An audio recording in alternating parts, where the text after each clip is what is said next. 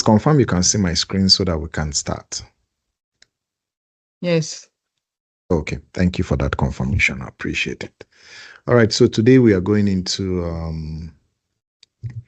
the first chapter, even though quite short a chapter, but then we need to have this foundation of the AAA subject on the meaning of audit and assurance.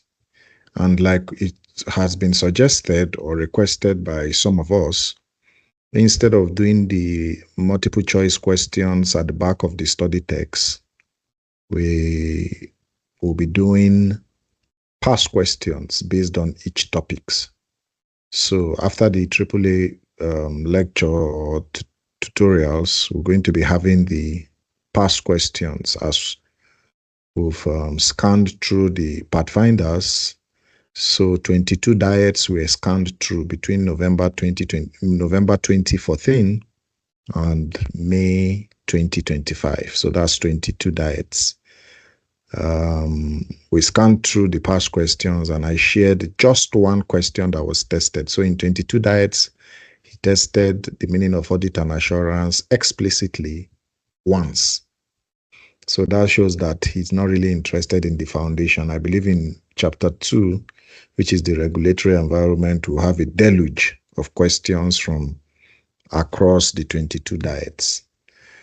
So I shared both the slides and the document for the past question we'll be tackling based on this topic, the meaning of audit and assurance. Okay, so let's start. It's a short topic, but then it's good to refresh our memories back. And for those that are on the call for the first time, it will help them with that foundation. So the first chapter is the meaning of assurance, and we'll be looking at the contents. We'll be looking at just 3 of them: the meaning of assurance, the meaning of audit and audit-related services. Then we'll review the chapter and that will be it. Then we'll go to the questions. And we're going to make the question interactive, so it's not going to be just me solving the questions or speaking to them or sharing my thoughts on how to answer the questions or what the questions mean. We'll have to engage, as I'll be democratically calling us to explain based on what the past question has asked us. So feel free, there's no stupid answer and there's no intelligent answer. We are all here to learn. So feel free to speak, feel free to interact and express yourself without fear.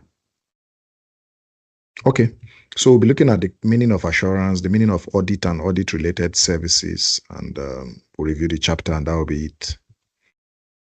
So the meaning of assurance. This study text is a build-up on the audit, assurance, and forensic paper as it has been changed. And that's a skills paper. So it's assumed that you understand the basics, which we will not be delving into or revising, basically. So the aim is to build the knowledge we have on the audit, assurance, and forensic subject, and also extend our basic awareness to the professional codes and fundamental principles of auditing so that we can develop a detailed understanding of rules of professional conduct. We'll also introduce practice management later and also extend the application of procedures involved in planning and reporting audit assignments and also non-audit assignments. We'll also deal with group audits and audit-related services, provide a critical evaluation of procedures and reports, speak to current issues and development in the field and space of assurance. So that's generally the introduction, and it spans through most of the topics from chapter 1 through chapter 16. And the meaning of assurance will permeate around these topics as we go deeply into it. Okay, so critically, assurance speaks to an engagement.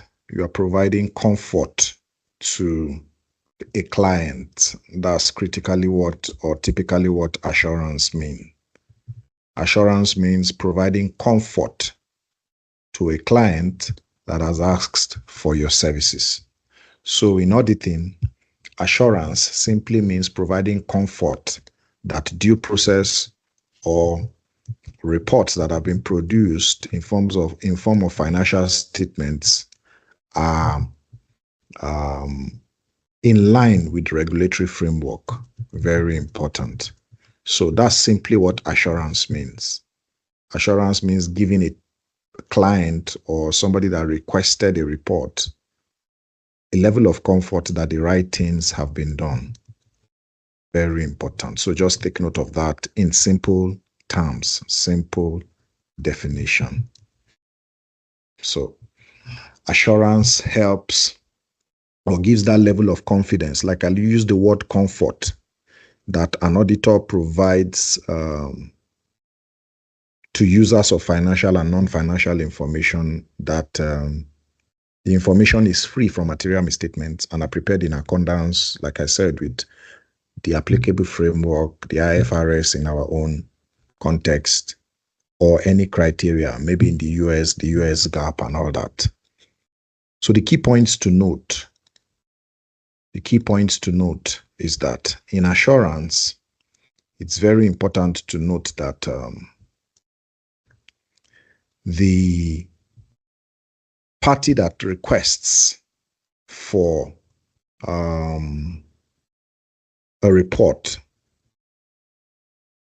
are the stakeholders or the investors, the owners of a business.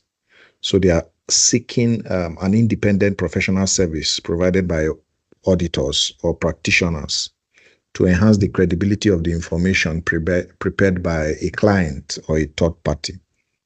And the objective of this assurance service is to give stakeholders, shareholders, investors, regulators, like I said, that level of comfort or confidence in the accuracy, the completeness, and the fairness of the information being reported. Very important. So, as you can see on the screen, in an assurance engagement, you have a practitioner. And the practitioner is engaged by one party to give an opinion on a piece of information that has been prepared by another party. Now, the opinion is an expression of assurance or comfort about the information that has been reviewed. Very important. So take note of that in speaking to the dynamics of assurance. So we have the practitioner. The practitioner is the individual or the firm, for example, an auditor or an assurance provider responsible for conducting the assurance engagement. Then we have the responsible party, the entity or the individual responsible for preparing and presenting the subject matter, speaking to management, preparing financial statements, or a specific department, providing an output that will be audited. Then we have the intended users, speaking to the groups or the individuals, for example, the shareholders, regulators, who rely on the assurance report for decision making. This is key in understanding the subject of the assurance. So an example is a statutory audit, which is one form of an assurance engagement. The shareholders of a company do not accept without question that the information provided in the FS by the management of the company is sufficiently accurate and reliable. And that is why, because of the amount of work carried out, the statutory audit provides that level of assurance, which is a reasonable level of assurance that nothing has gone wrong. So, in speaking to assurance, we have reasonable assurance and we have limited assurance. A statutory audit, which is the yearly external audits performed on public interest and public listed companies, speaks to an example of an assurance service that is supposed to culminate in reasonable assurance. Very important. So reasonable assurance stating that there are no material misstatements in the FS. So that's signed off by the auditor stating that we have reasonably checked and we've concluded that we can provide reasonable assurance that the financial statements are free of any material misstatements.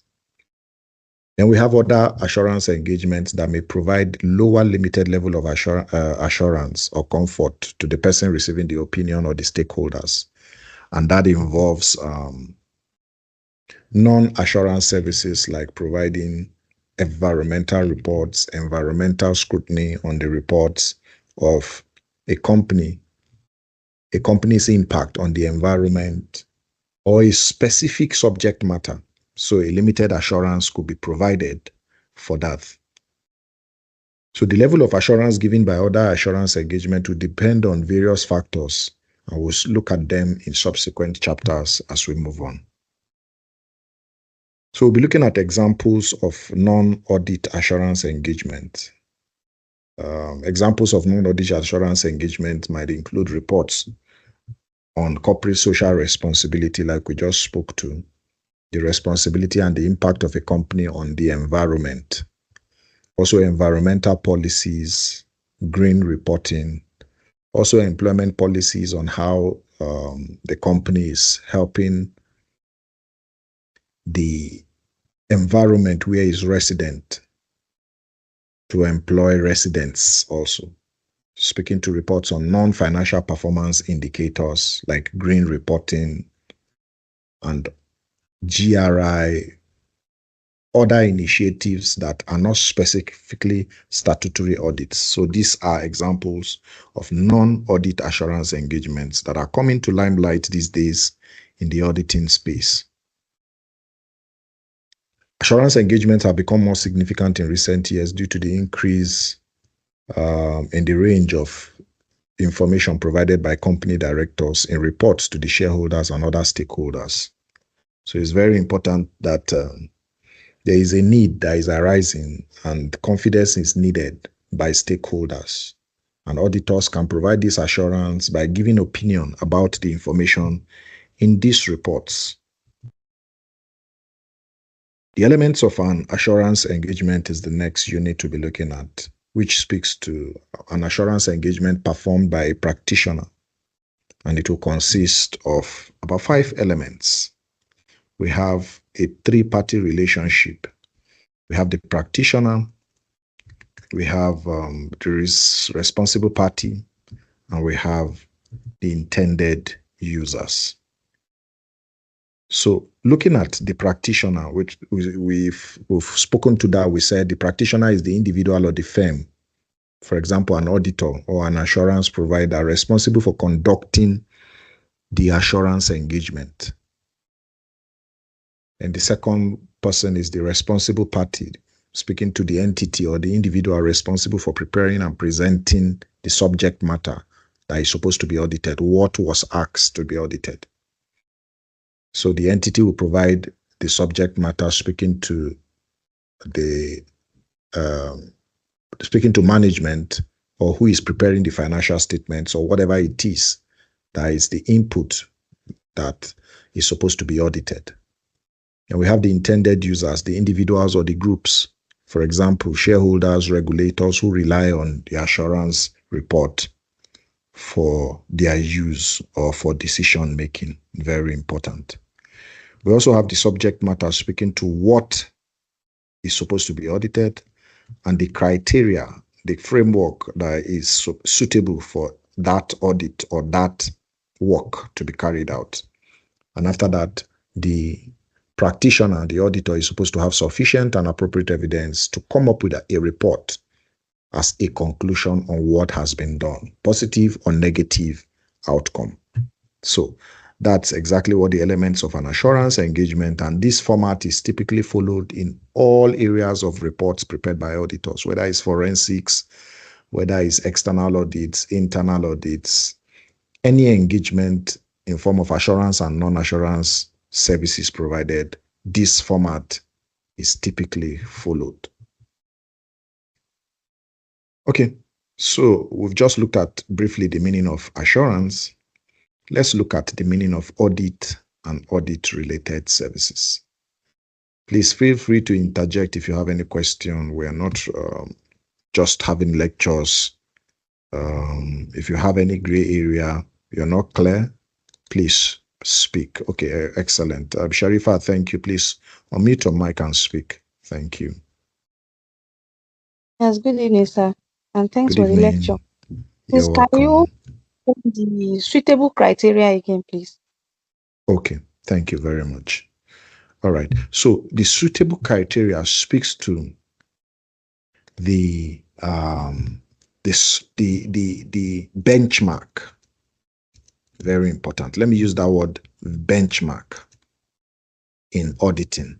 So in preparing or performing assurance engagements, the suitable criteria is very important, because if there's no suitable criteria, then there is no assurance or assurance engagement. There is no engagement, or there is nothing to benchmark the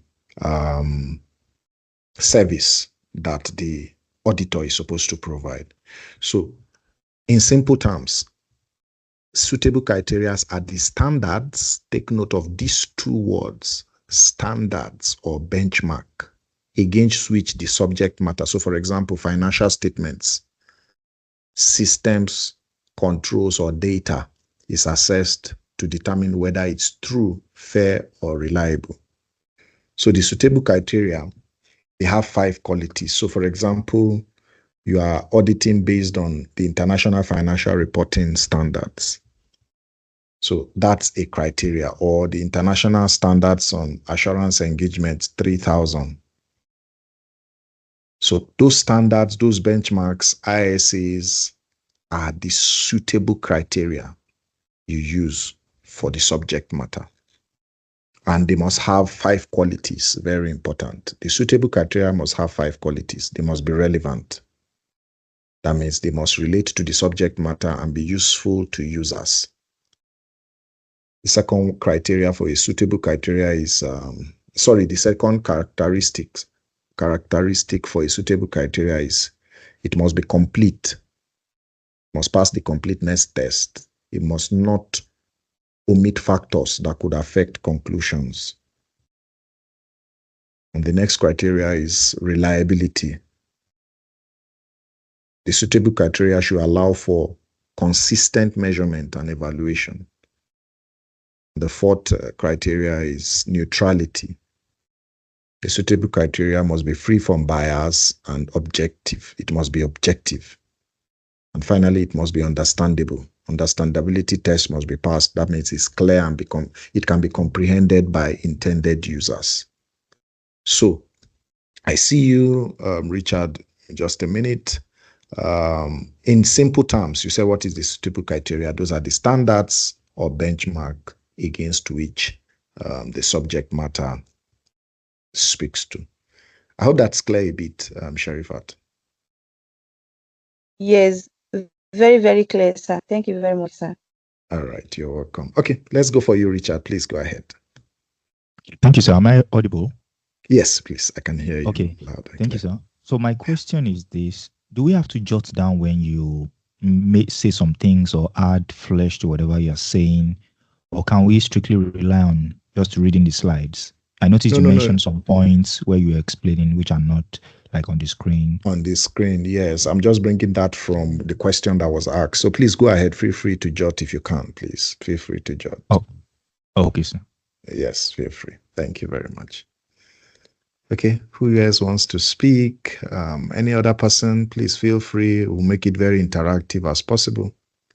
Okay, Joseph, please go ahead. Nice to have you. Joseph, please unmute and speak. Maybe you're speaking, you're not unmuted.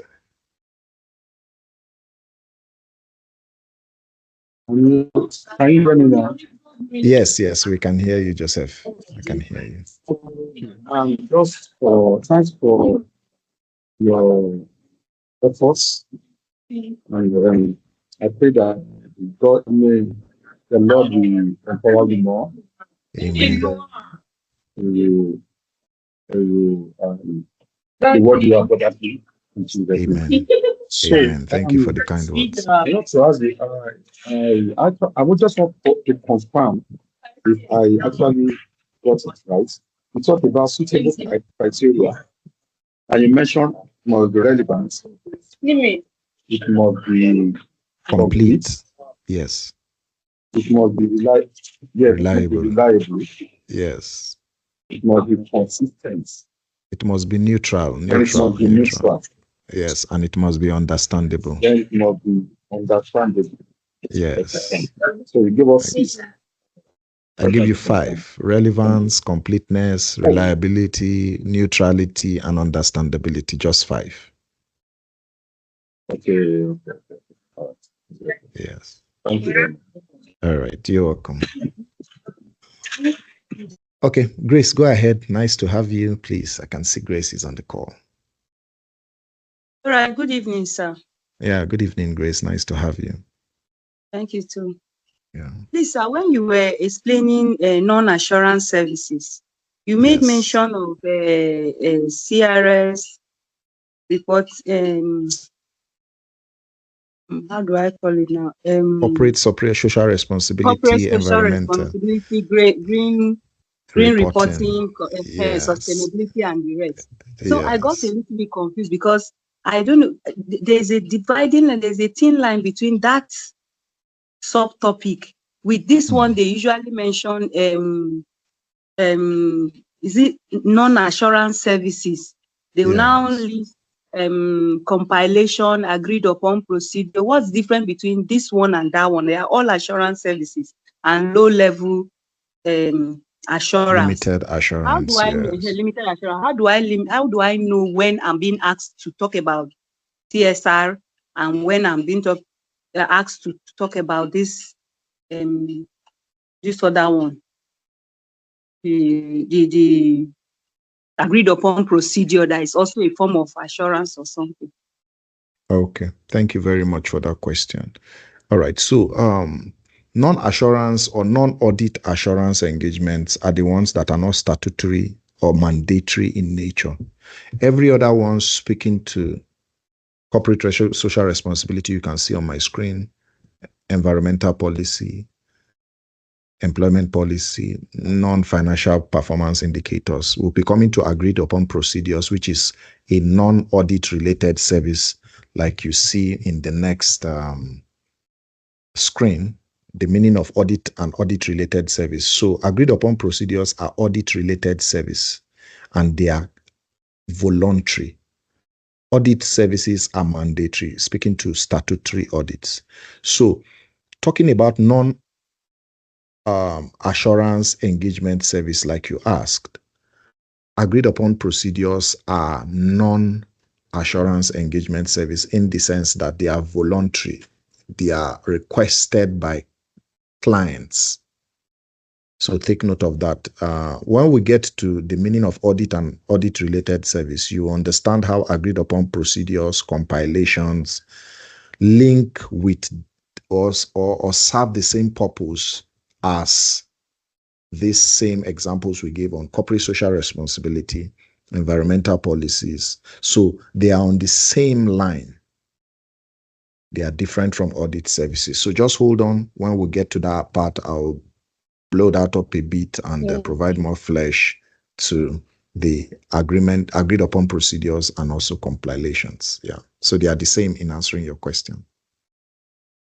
Okay. Thank you, sir. You're welcome. Any other question? Anybody wants to say something? Grace, your hand is still up. You want to say something?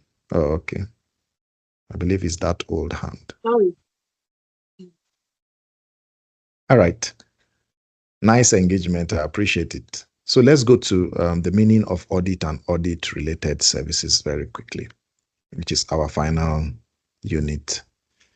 So speaking to audits, we're talking of audits, and the purpose of an audit, which is an assurance engagement, is to enhance the degree of confidence of intended users of a financial statement, which we've said in the meaning of assurance. Audit is a form of assurance service, but audit typically it's coined from the word audio in those days.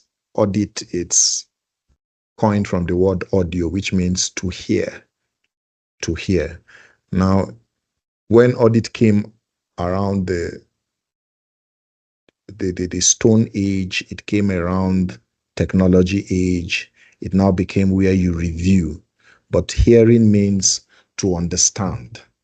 So typically, audits speak to the fact that you want to hear, understand, and check something. Very, very, very important you understand that foundation. So audio or audit speaks to an independent examination of financial information or other subject matter of an entity, apart from the financial statements. And what's the objective is to express an opinion on whether it's presented fairly or in accordance with the established criteria. The established criteria, for example, like I've said, it's the IFRS, the GAAP, any laws or standards that regulates that area. So the simple definition of audit speaks to the process of checking whether the records or reports of a business are true, they are accurate or reliable, and it must be done by an independent and also a qualified person, which is the auditor. So let me take that again. An audit is the process of checking whether the records and reports of a business are true, are reliable, and are accurate, and it must be done by an independent and qualified person, which speaks to the auditor. So the key features of an audit, it must be independent, very important. An audit must be independent. It's performed by somebody or someone not influenced by the entity being audited.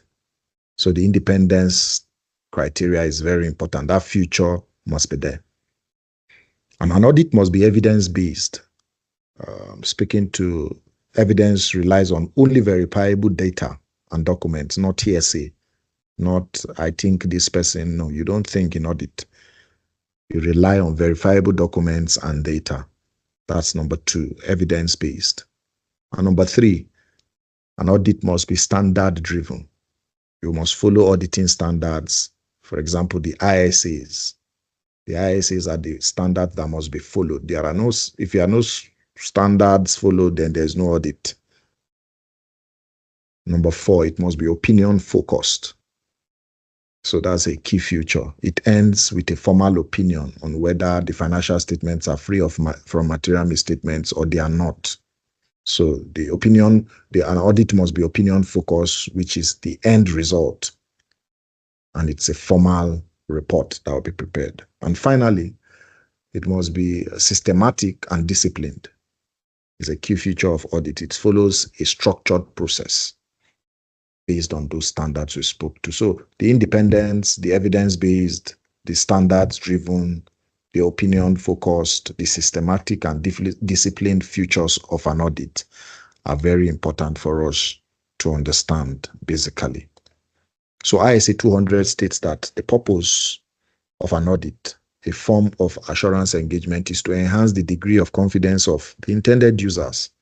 Anybody that wants to use the financial statements must have the level of comfort that these financial statements are free from any material misstatements. And this is achieved by the auditor expressing an opinion whether those financial statements of the entity are prepared in all material respects in accordance with the applicable financial reporting framework. This is very important. So a financial framework, like we've said, depending on the jurisdiction or the legislation, we said the IFRS or the US GAAP is an example of a reporting framework. So the opinion typically makes reference to whether the financial statement gives a true or fair view or is presented fairly, speaking to the financial position, the performance statement, the cash flow statement, and the results of the entity for that reporting period. So audits are long established, like I said, and they are closely regulated by law and professional practice. So they are developed separately to help the ownership of companies, speaking to shareholders or the owners, and also stewards, speaking to directors, managers, to protect the shareholders from incorrect or misleading information by the directors. So audits are designed to provide a high level of assurance, and that's why audit speaking to statutory audits has to be reasonable assurance. In fact, some use the word substantial assurance, not just limited. So it must be reasonable or substantial. Some use those words, keywords, substantial assurance. Of course, assurance cannot be absolute. You must understand that 100% you are presenting a report you said as an auditor is clean. No. Assurance cannot be absolute, impossible.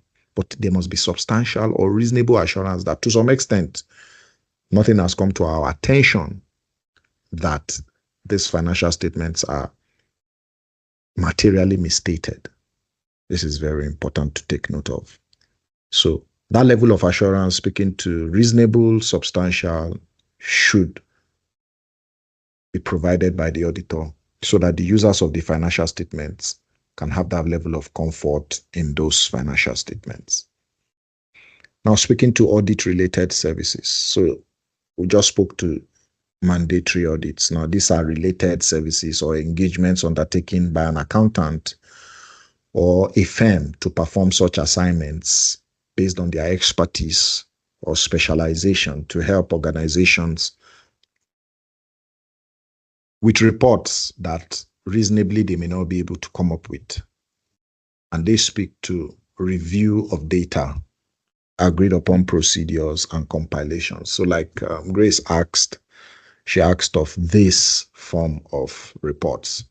So these are audit-related services and they permeate around non-assurance engagements also. You can state them as that. They are non-assurance engagements.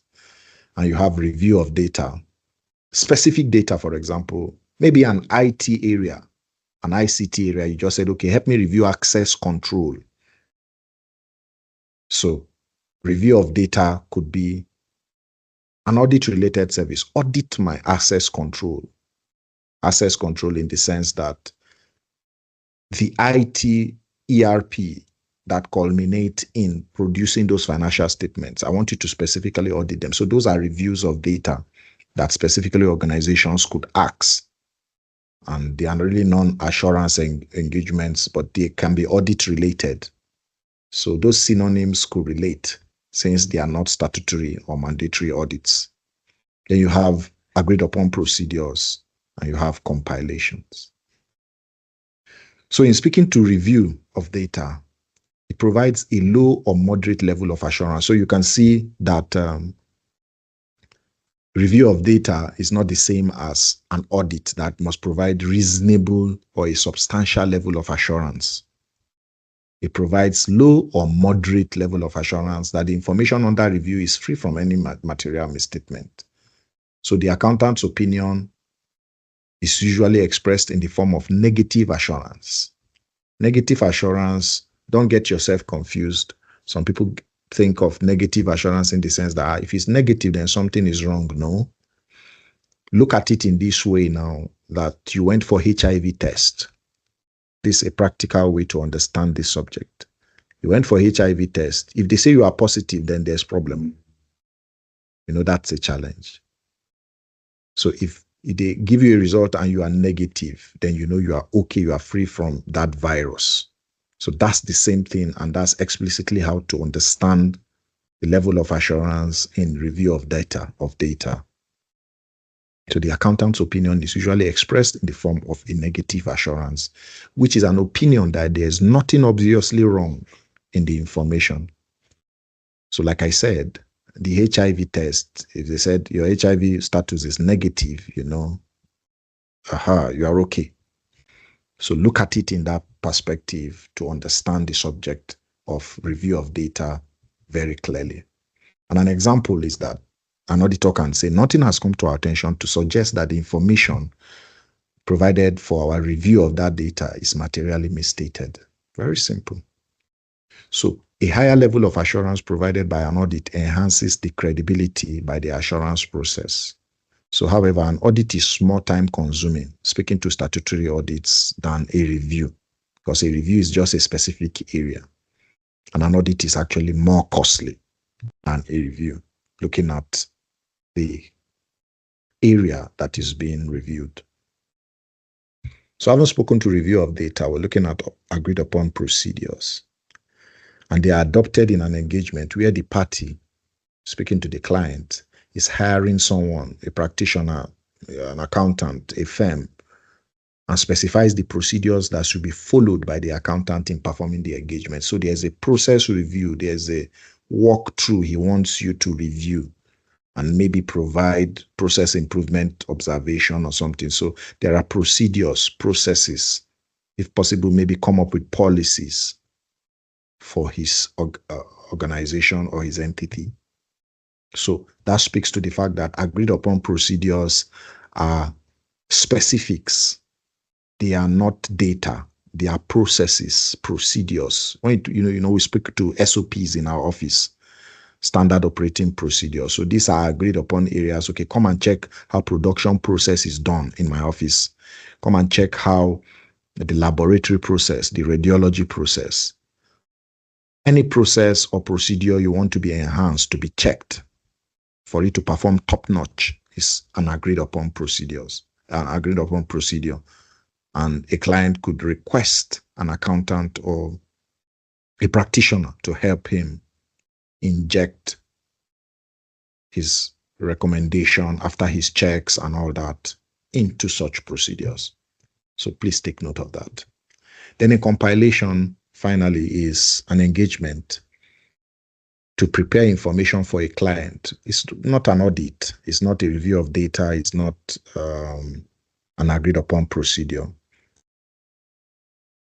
It's an engagement to prepare an information, to check the information prepared by someone else.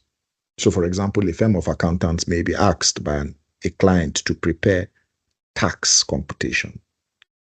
It could be asked to also prepare financial statements where the company does not have a financial department or a finance department. So no assurance is provided in a compilation engagement. No assurance is provided in an engagement because you cannot be the maker and the checker at the same time. So a compilation could be preparation of tax returns, preparation of tax filing, preparation of also financial statements. So you can't be the judge and the jury at the same time. So you cannot prepare and check. You can only prepare. And most Big Four firms could be engaged in this kind of activity. And another Big Four firm will audit that compilation. Very important. So this last compilation, a special feature, speaks to the fact that there is no assurance provided in a compilation engagement. So for agreed upon procedures, of course, there could be limited assurance provided. And for review of data, there could be limited or negative assurance provided. But for a compilation, it has to do with preparation of something. And in audits, you can't prepare and check. That was one of the key issues that led to the collapse of Enron. So you cannot be the judge and the jury at the same time. So a compilation has to do with a preparation by a practitioner, of course, a chartered accountant, a firm of chartered accountants, but another independent firm has to check that. So please take note of that. All right. That will be the end of these 2 short units. Before we review the chapter, can we take questions? And I believe Grace's question has been a bit clear now on these 3 areas, speaking to the dichotomies between non-assurance engagement and also audit-related service. So let's take your contributions, your thoughts, and your questions on this audit and audit-related service. Feel free. All right. Yes, please go ahead, Grace. Thank you. You're muted if you're speaking. What's the practical, or in practice, what is the example of agreed upon review and agreed upon procedure? What are the practical example of it? Like you say tax for that of compilation. What are the practical examples? Thank you. Okay, very good, very good. So, like I said, a review of data could speak to an area specifically in a department you want that data to be reviewed. Maybe you're skeptical or the client is skeptical about it. He wants to review the data of IT. I used IT as an example initially. So IT audits could be a practical example of review of data. Another one could be that of sales data. So a client could ask an audit firm to come and review the monthly sales data of his company, maybe a retail company, maybe he's into confectionaries, bakery, and he wants the audit firm to provide limited assurance that that monthly sales is free from material misstatement. So maybe management provided or has prepared a monthly sales report showing a 120 million naira in sales for the month of June, this past June. So the audit firm is to review this report, not to audit it, to review it. So what the auditor does in review of data, in carrying out his procedure, is to, number one, maybe compares June sales to May and April. Then look for, he's checking for significant fluctuations. And number two, discuss with management the reasons for any usual or unusual changes. And number three, also check that the totals in the report agree with the sales ledger. That is the postings. He's doing a summary level check. Sorry, somebody saying something? Oh, okay. Sorry, if you're not speaking, please mute. You're distracting. Somebody is not muted. Okay. Sorry, if you're not speaking, please mute. So I was speaking to what the practitioner does, for example, to a review of sales data that was given to that practitioner. So I said you comparison maybe between month to month and discussing with management the reasons for the change in those months, and also checking that the totals in the report agree with the sales ledger, a summary level check. And number four, you could perform analytical procedures, looking at average sales per store, or also compare if they have branches and all that. And number five, he could check whether there are discounts, promos, or system issues in that month of June. And number six, he can also check for stock movements, detailed testing of invoices. Since his review is not an audit, he can just sample invoices to be sure that what is reported based on the sales for that month is actually earned revenue and not deferred income and all that. So that's a typical example of review of sales data. Like I've said, IT sales data could be, and he will also provide limited assurance based on that data for what he has provided. And the second area, or the second one you asked after, is agreed upon procedure. So a typical example of agreed upon procedure is speaking to production process. Like I said, agreed upon procedure could be what is agreed, and maybe management has a problem with that procedure. Very important. So he needs limited assurance on that procedure, or an injection of process improvement on that procedure. So take note of that. So production process could be an area. So AUP, which is agreed upon procedure, let me don't use production process now. Let's look at maybe a diagnostic center speaking to a practitioner engaged to perform specific procedures, maybe only on monthly payroll records. Let's say for June that just passed, to assist management verify the accuracy of salary payments. So that's an agreed upon procedure on payroll records. So it's not an audit, it's a review. It's not assurance. So the practitioner or the auditor or the accountant performs specific tasks and reports factual findings only. And it's possible there are no opinions or conclusions. So the agreed upon procedures could include, number one, recalculate the gross pay for maybe 20 random selected employees out of maybe 2,000 employees of that organization.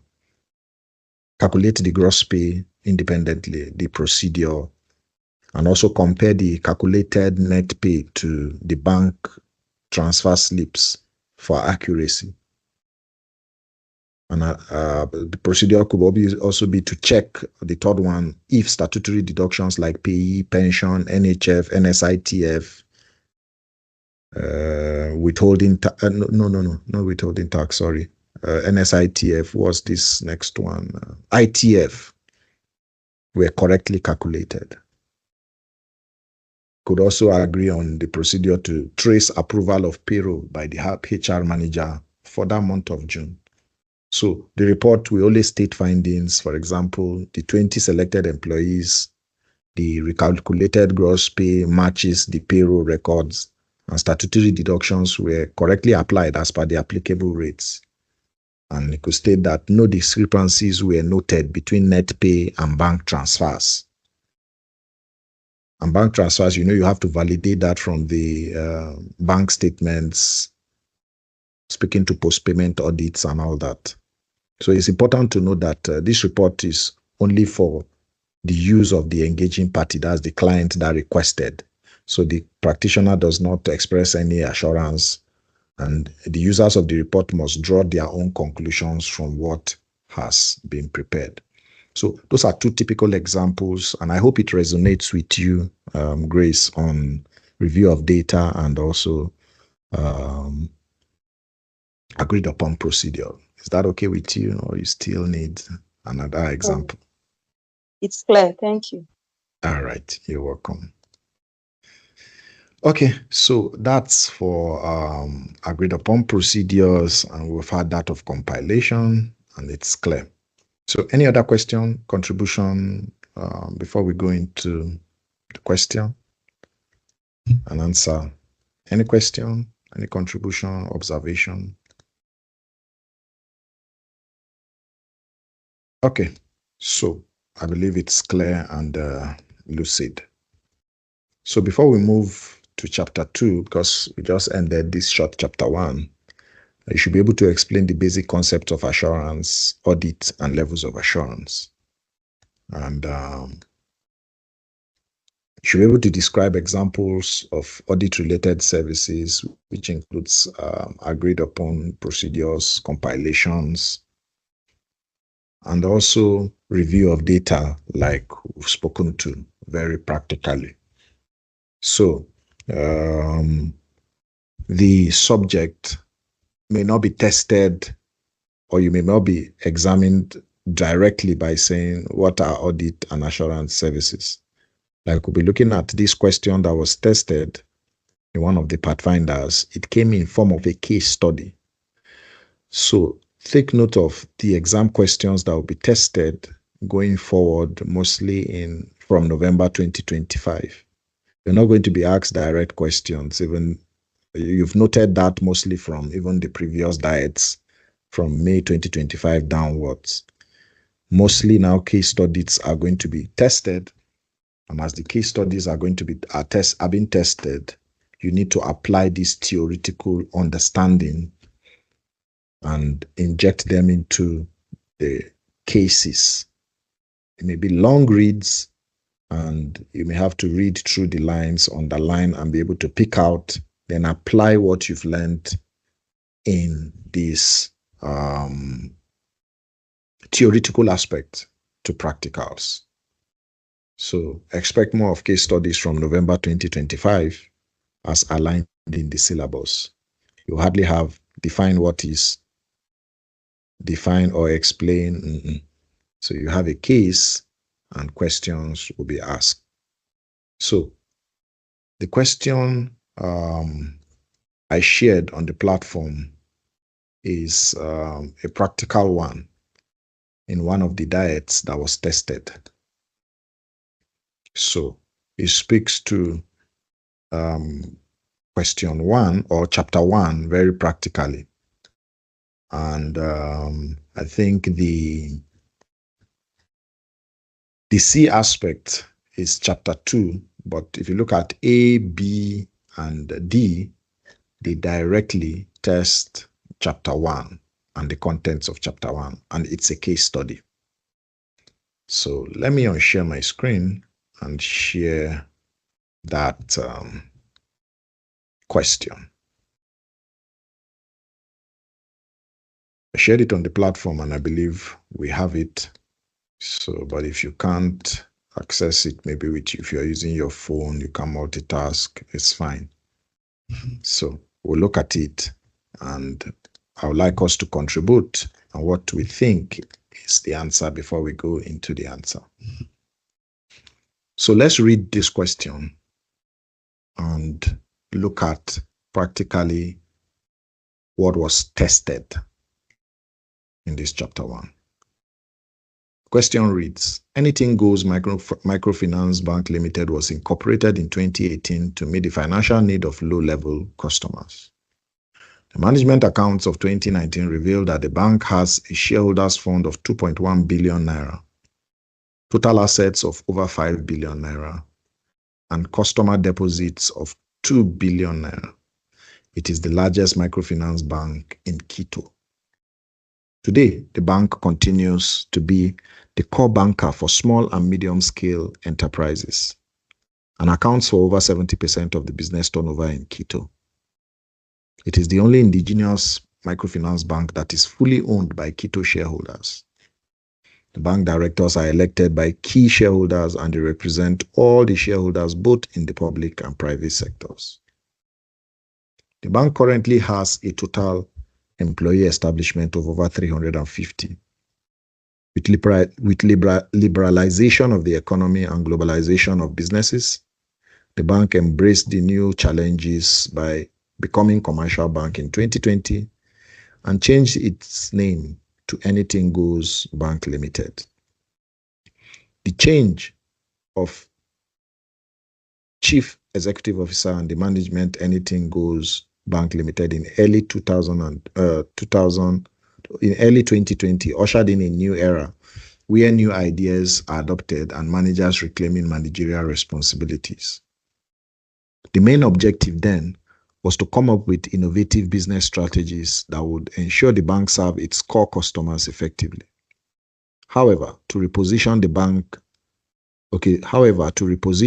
the bank embarked on reviewing its corporate strategic plan, which builds on the existing strengths, specifically addressing growth and development, information technology and business management, enhanced service delivery, profitability, and capital growth. The strategic plan for the bank has been drawn up with the theme, Managing for Value. The strategies are based on 4 perspectives: people, customer, financial perspective, risk, and control. Speaks to maybe the, what's that model again? Who can remind me of that model now? Balance scorecard or something, okay. All right, the goal of the plan is to ensure that the bank meets the shareholders' expectation, The goal of the plan is to ensure that the bank meets the shareholders' expectations, provide the bank with a common language and clearly understood objectives, guarantee satisfaction to its choosing customer segments and business partners. A focus on these 4 perspectives will result in customer satisfaction, efficiency, and effective processes, motivated and prepared staff. The bank, in an effort to ensure it continues to be relevant and meet the needs of customers, believe it needs to revisit the operating structure and expand its business. The bank is interested in becoming a global acclaimed commercial bank in Africa.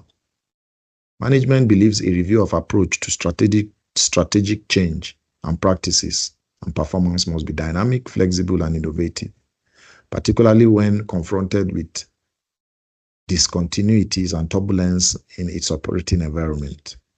The review of operations shows that the environment in which Anything Goes Bank Limited exists and with which it interacts is increasing in complexity, and the rate of change is accelerating. There is increasing pressure to perform from the government, the public, and other stakeholders. To attract foreign investors, the bank is interested in early reporting, but the software in place cannot drive the volume of transactions being processed currently. Most of the staff are not skilled enough in IFRS, especially in complex accounting issues and financial instruments. The tax audit has just been conducted and it has back duty assessments and other queries to be sorted out. Added to this, the bank is affected by inefficient service delivery, people's distrust for the banking sector, weak corporate governance structure, and rising bad loans. The bank's management has prepared a master plan which contains grand strategies such as product development, market development, turnaround, and joint venture strategies.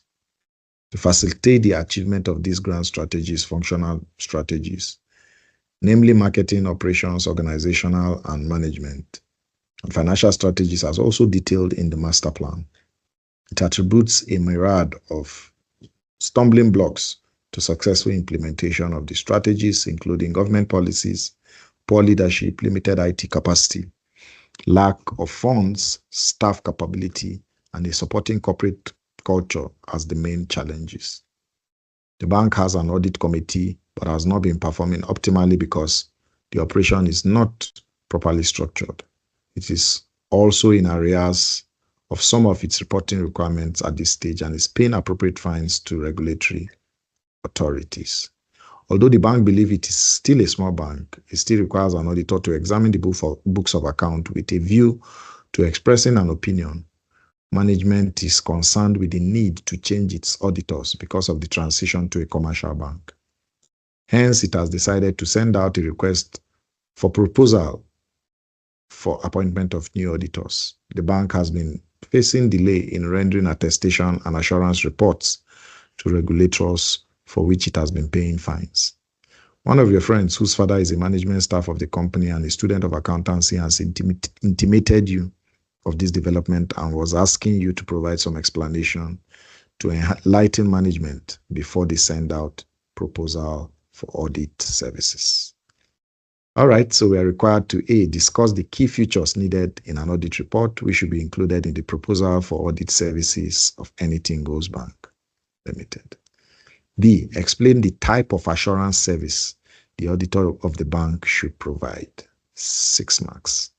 C, list the duties the audit committee of the bank ought to be performing. 8 marks. D, distinguish between audit, assurance, and attestation engagements. So we have a 30-mark question before us, ladies and gentlemen. It was a long read, and this is how you should expect questions going forward, and it has been for a while. There will be case studies, there will be long reads, so make sure as you are reading, you are underlining the key issues, the key areas that will help you write your report. Okay, so we have 2 minutes to break time. So who can speak to the A aspect?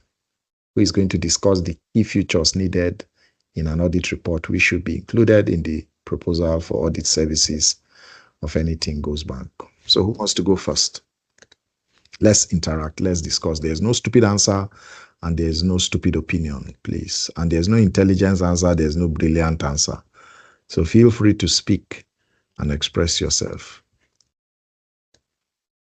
Discuss the key features needed in an audit report, which should be included in the proposal for audit services of Anything Goes Bank Limited. Who wants to start?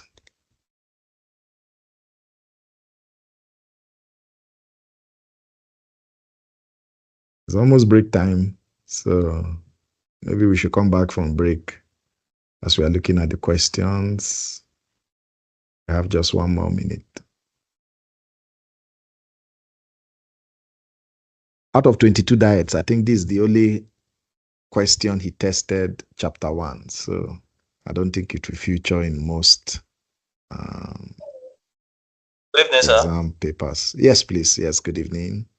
Yes, sir. Okay, so it's just a quick one before we go on break. You see, okay. One of the issues I have with questions like this is like the whole scenario has nothing to do with the requirements Exactly.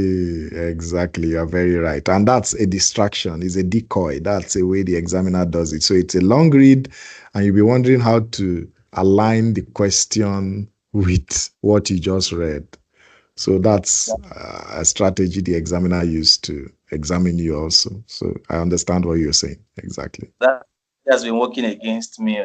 That's don't let it work against you. So don't be distracted. You have to be focused. So after reading, you still have to come back to the question, read the question once or twice before you try attempting. So you'll be wondering, what's the alignment between the case and the question? It's always like that. Yeah, because answer is not even in, there's no clue that you can even get the answer from the whole scenario. Exactly. I understand you absolutely. Sir, sorry, sir, based on what he just said, is it wisdom sometimes to just forget about the scenario and look at the question properly and answer it? Without wasting time, because by the time you read all these things, you have consumed like 20 minutes.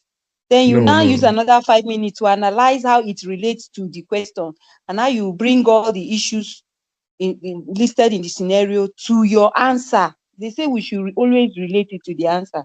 Exactly. At the end of the day, when you now see the pathfinder, what they will be doing is nothing related to the scenario. The thing is so disheartening. I understand. So, based on what he said, never answer such a case study question in silo. Answer it as it was related to the case. In fact, quote whatever it is in the case. So you understand the principle, you understand the concept. So for example, you know the definition of audit, you know the definition of assurance and attestation. So relate it to the case. Don't answer it in silo. So what type of assurance services? So if you are stating is a statutory audit, so state why a statutory audit is mandatory for such a bank, for anything goes bank. So quote the bank, quote why. So don't just state an assurance service should be provided to the bank. So align it with the case. And that's why the examiner gave you the case for such a question. So I like this interaction. Is very good, so that we can know our pitfalls and how to speak to such a question. So please, let's engage. Let's feel free, talk about it. What somebody said, what I said, what somebody shared may just spark up what you need to be able to attack such case study questions. They are very tricky. So it's good we are coming up with such suggestions and engagement. So we're already 2 minutes away from our break time. So thank you very much for those 2 comments. They resonate perfectly with our predicaments, especially under exam condition. So we'll go on break. We'll come back 9:15 and continue from this point. All right. I believe that will be good. So let's take our eyes off the screen and just stretch. We've been speaking for an hour. We'll come back in 9:15 to continue our engagement and also speak to the answers and how to address this question. All right, so see you in 15 minutes. 9:15, we'll come back. Bye.